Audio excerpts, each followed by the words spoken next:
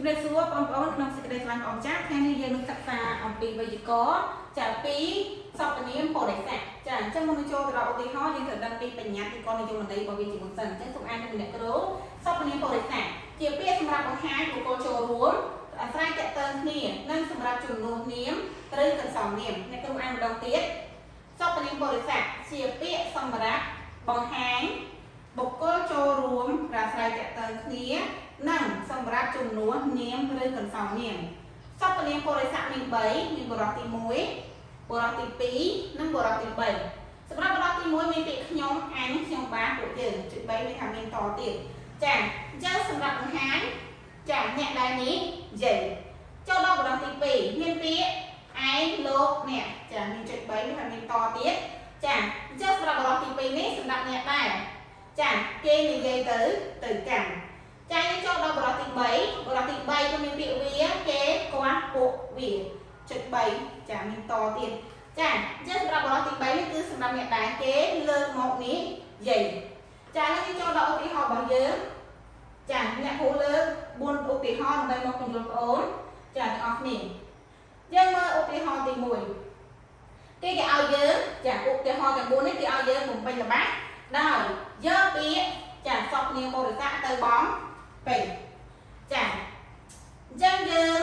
ក៏ត្រូវបំពេញឲ្យសមស្របទៅតាមល្បះរបស់គេដែរចាយកឧទាហរណ៍ទី1នាងជាសិស្សពូកែគណិតវិទ្យារីឯចុចវិញ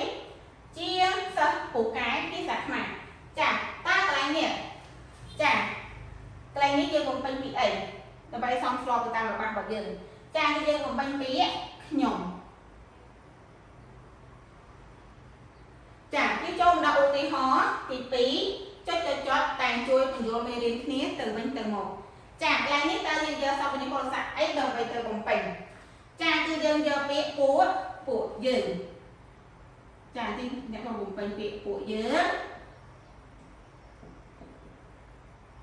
ចាពួកយើងតែងជួយពន្យល់មេរៀនគ្នាទៅវិញទៅមកចូលដល់ឧទាហរណ៍ទី3ជីតាខ្ញុំតែអប់រំទូមានចុចនិងចែកចាយឯទៀត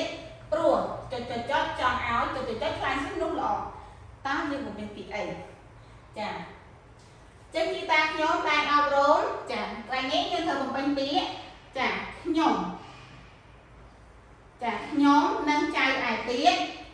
ព្រោះកន្លែងនេះគឺយើងបំពេញពីចាគាត់ចាព្រោះគាត់ចង់ឲ្យចុចកន្លែងនេះយើងអាចដាក់ពួកយើងឬក៏ពួកខ្ញុំក៏បានដែរចឹងយើងគ្រូបំពេញពីពួកចាពួកខ្ញុំខ្លាយជាមនុស្សល្អចាឧទាហរណ៍ទី4ចុងក្រោយគេចាសិស្សនេះព្យាយាមរៀនសូត្រណាស់ចុចបានទទួលរង្វាន់រាល់ឆ្នាំតើកន្លែងចុចនេះយើងបំពេញពីអីចាគឺយើងបំពេញពាក្យវាឬក៏គេក៏បានដែរតែកន្លែងនេះយើងបំពេញពាក្យគេចាអញ្ចឹងមានន័យថាសិស្សនេះព្យាយាមរៀនសូត្រណាស់គេបានទទួលរង្វាន់រាល់ឆ្នាំចាអរគុណច្រើនមេរៀនរបស់អ្នកគ្រូបានបញ្ចប់ហើយសូមព្រះប្រទានពរ